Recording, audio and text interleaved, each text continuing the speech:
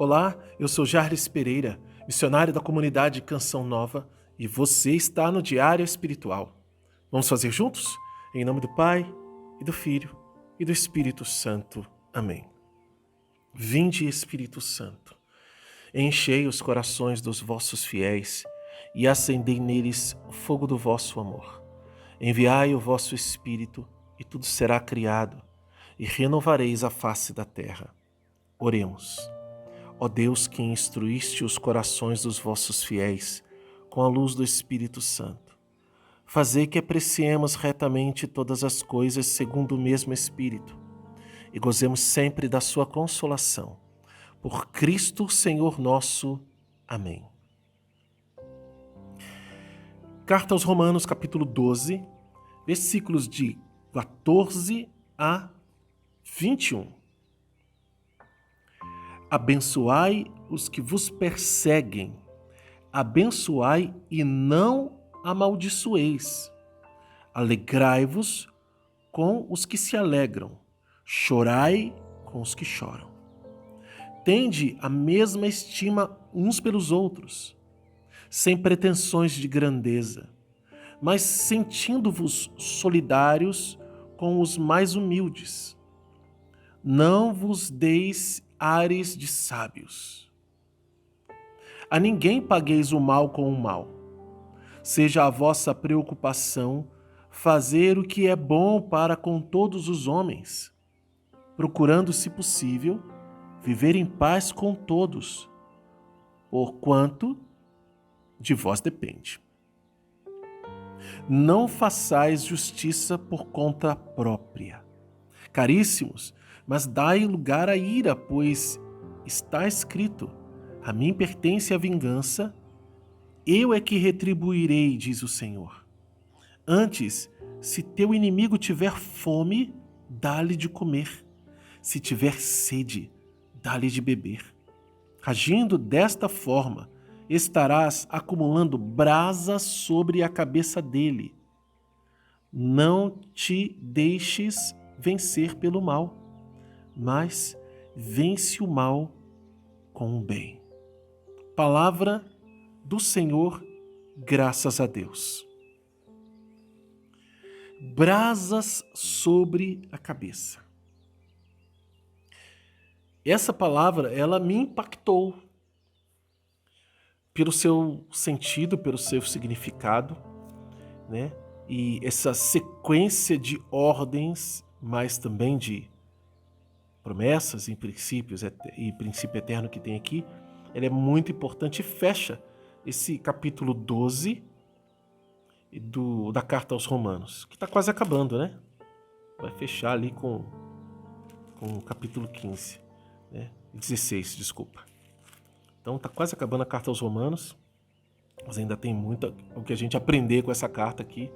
Mas o capítulo 12 é como se fosse um selo dos 11 primeiros capítulos de tudo que Paulo gastou tanto tempo ensinando, mostrando sobre a fé, sobre a graça, sobre a justificação, sobre a lei. E agora, no capítulo 12, tudo isso é selado com uma vida de santidade, com um exercício importante de santidade. E depois, Paulo vai continuar as suas instruções de uma vida de dentro para fora da comunidade, de como a gente vai viver entre as pessoas, entre o mundo que ainda não conhece Deus, entre aqueles que estão caminhando, começando a sua caminhada. Mas a ordem é viver bem e abençoar as pessoas e viver com elas o que elas vivem, ser solidários. Abençoai os que vos perseguem, abençoai, não amaldiçoeis. A gente tem a tendência de amaldiçoar. A gente tem muitas vezes o desejo de amaldiçoar quem nos persegue. Mas, assim como Jesus ensinou, Paulo também está ensinando, né? Que aprendeu. Você vai abençoar e não amaldiçoar. O cristão não vive por aí amaldiçoando os outros. Ele abençoa. Ele reza e procura viver em paz. Olha, Abençoai os que vos perseguem, abençoai e não amaldiçoeis. É uma ordem direta, muito clara e que não tem reticências. É ponto final. Então a gente precisa se converter a esta ordem que Deus está nos dando. E não é fácil isso, eu sei que não é. Mas é a vontade de Deus. Então, eu que experimentei misericórdia de Deus, eu que sei que Deus me ama, eu que estou na caminhada, eu preciso me exercitar nesta prática. Paulo não estaria colocando essa ordem aqui se ela não fosse necessária na vida dos romanos. Então, nós agora somos os romanos recebendo essa carta, esta ordem. Versículo 15. Alegrai-vos com os que se alegram e chorai com os que choram. Ou seja, tem gente feliz, eu não vou ficar com inveja e dizer, a pessoa vive sorrindo, vive feliz, vive de boa. Não, eu vou me alegrar com ele também. Eu vou dar glória a Deus pela felicidade dele. Eu vou me unir à alegria desse irmão, dessa irmã, mas também com os que choram. Aquele que perde um ente querido e eu manifesto as condolências. Digo que Deus abençoe você e sua família, Deus conforte. Se possível, vai no velório, vai no sepultamento, vai na missa sétimo dia. E não só nisso, né? Outros tipos de choro, de tristeza. Tristeza de solidão, vou me fazer companhia na medida do possível àquela pessoa. Tristeza por uma derrota, por uma decepção, por uma traição, por uma separação. Tristeza, choro. Eu vou me fazer alegre com quem se alegra e chorar com quem chora. Volta a falar sobre a humildade, versículo 16. Tende a mesma estima uns para com os outros, sem pretensões de grandeza, mas sentindo-vos solidários com os mais humildes. Não vos deis ares de sábios. Ou seja, eu vou me aproximar de quem é mais humilde para imitar aquela pessoa. E tem muita gente humilde. E o humilde, gente, ele não estardalhaço, ele não faz. Ele não faz estardalhaço. Se você vê uma pessoa fazendo estardalhaço, olha, dificilmente ela é humilde. Talvez lute pela humildade, mas não alcançou ainda. Não alcançou. Porque o humilde ele não é assim. Não é amostrado, né, como diz o nordestino. Não é amostrado. Com isso, não estou dizendo que um sanguíneo, por exemplo, não possa ser humilde. Ele pode ser alegre e deve ser alegre. Expansivo no sentido de estar fazendo, realizando, estar à frente. Isso não quer dizer que ele não possa ser humilde. O amostrado, vamos dizer, é aquele vaidoso. Não é porque ele é sanguíneo que ele tem que ser vaidoso. Nem todo sanguíneo é vaidoso. É diferente.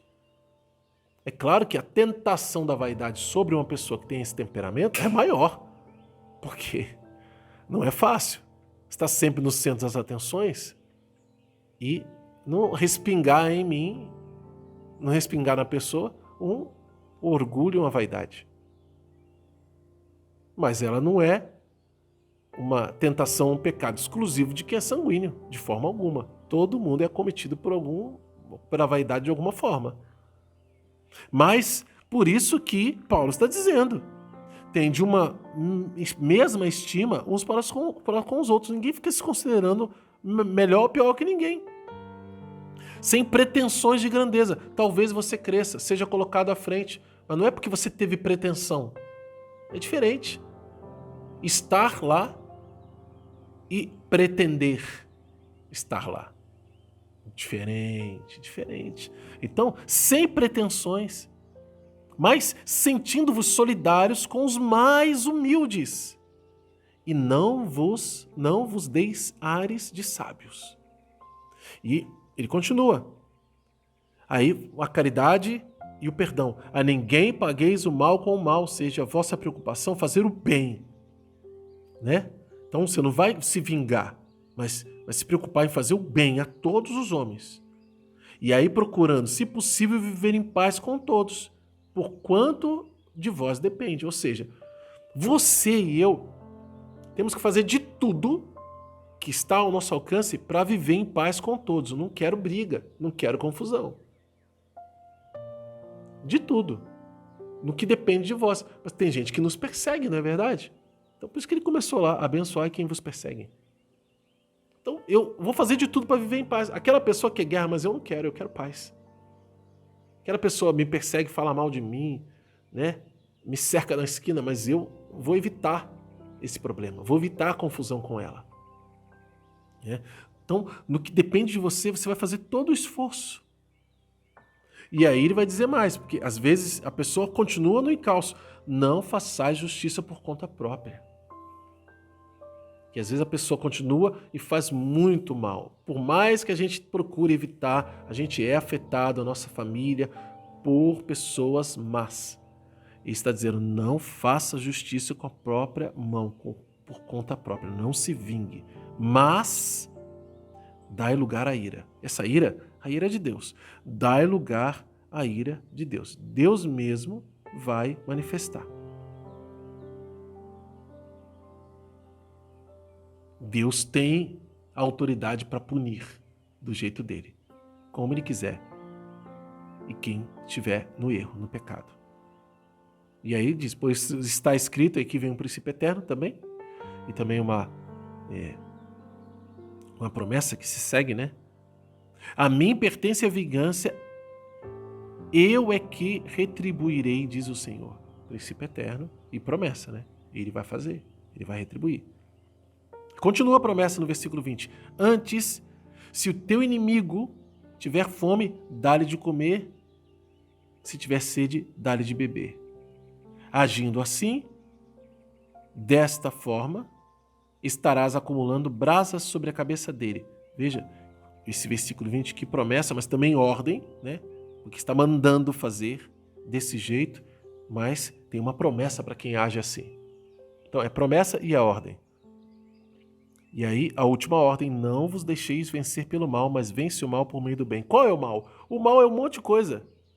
O mal é você ser perseguido e amaldiçoar. O mal é você se achar melhor que os outros. O mal é você não se importar com quem chora ou com quem se alegra, viver indiferente. O mal é você ter pretensões de grandeza e submeter os outros.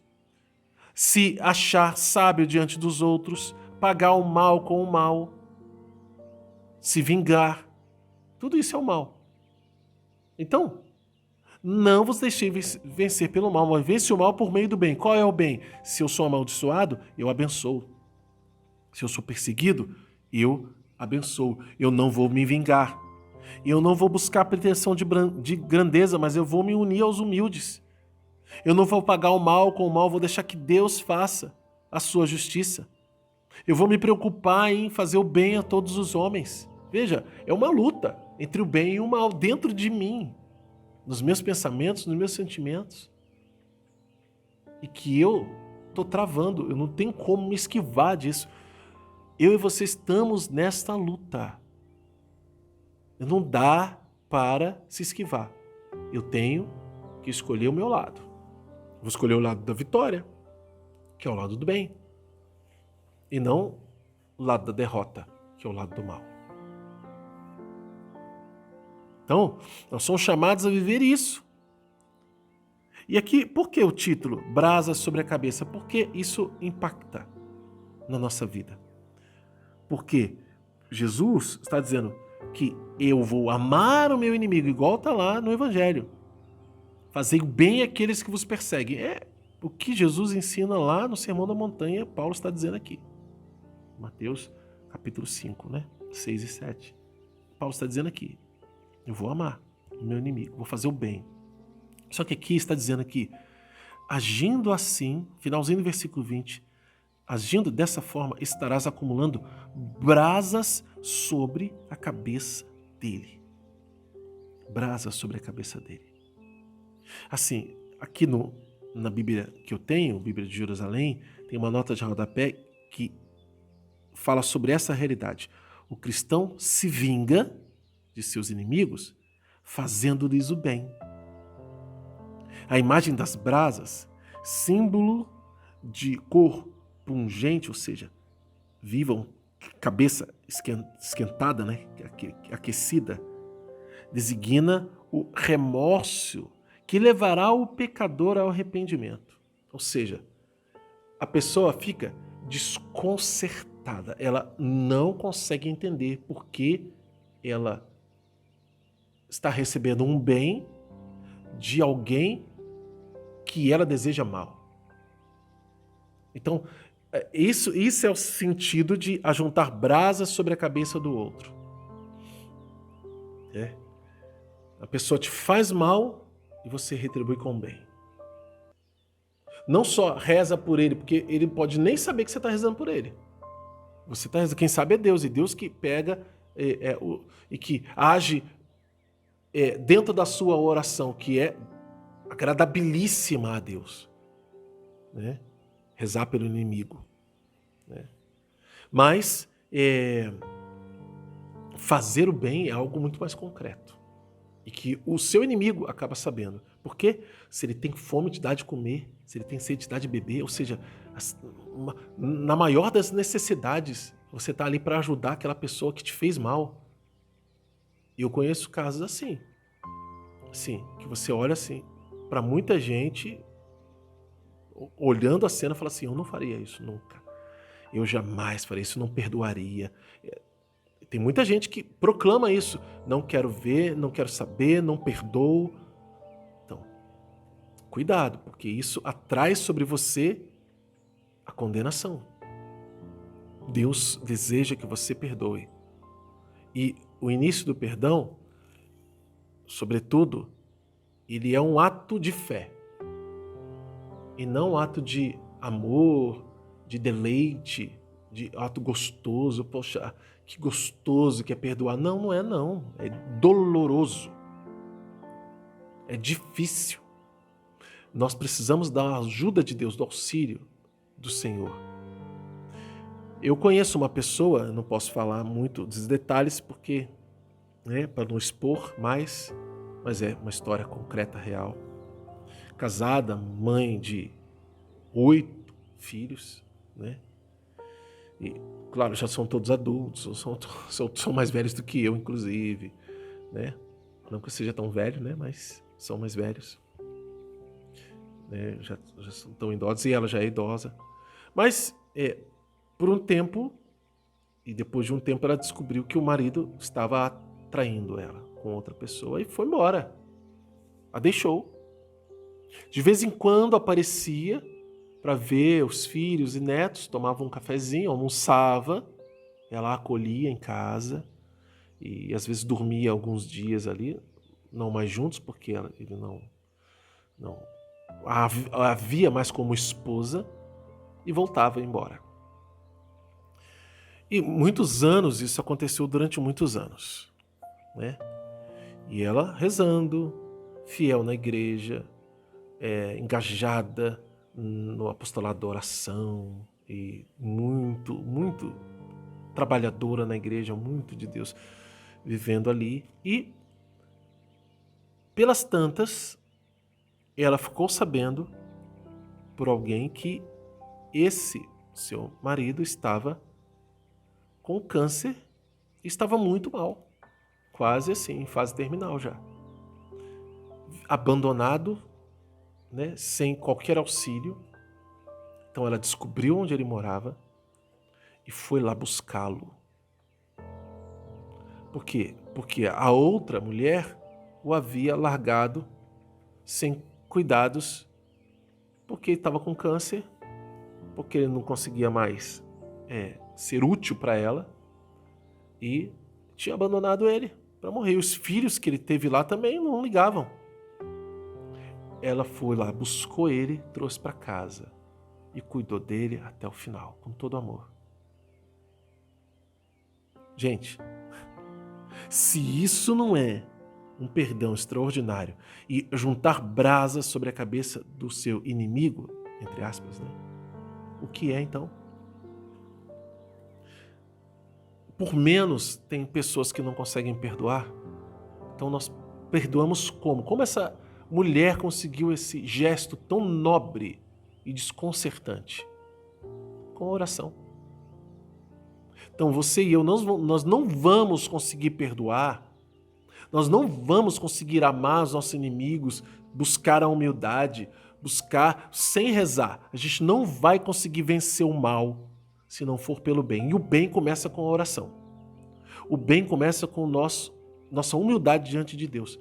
Senão a gente não consegue fazer o bem. Veja como esse capítulo 12, ele aperta a nossa vida, espremendo santidade para nós, para que a gente viva uma vida de santidade. Aqui tem o capítulo 12 é um chamado para a gente ser santo mesmo. E como ele é estreita a porta. Com isso, não é para a gente se sentir impossibilitado de alcançar. Não, pelo contrário, mas animados para alcançar, mesmo sabendo da nossa fraqueza. Porque ninguém alcança a santidade por força própria. Talvez você tenha cometido erros terríveis, como esse homem. Talvez você esteja sofrendo por erros terríveis dos outros, como esta mulher, mas quem errou e quem sofreu o erro podem ser santos se houver conversão sincera do coração. Vamos anotar no nosso diário? Promessas de Deus, versículo 20. Promessa de Deus, versículo 20. Agindo assim, estarás acumulando brasas sobre a sua cabeça. Mas tem que anotar o versículo todo, que também é uma ordem. Então tem que anotar tudo, tá bom? Na verdade, começa a partir do pedaço do versículo 19 ali, né? A mim pertence a vingança, eu é que retribuirei, diz o Senhor. Então, para não ter erro, anota os versículos 19 e 20, tá bom? Promessas de Deus. Aqui tem promessas de Deus, tá? E para ficar clara, é bom que você anote os versículos completos. 19 e 20. Aí vem as ordens. Ordens, nós temos ordens de 14 a o versículo 21. Ordens de Deus. Né? Todo o trecho. E princípios eternos, aqui um trecho do versículo 19, mas para que ele fique claro, para que você entenda bem, né? É bom que você anote tudo. Então, o versículo 19, ele tem as três realidades: ordem, promessa e princípio eterno.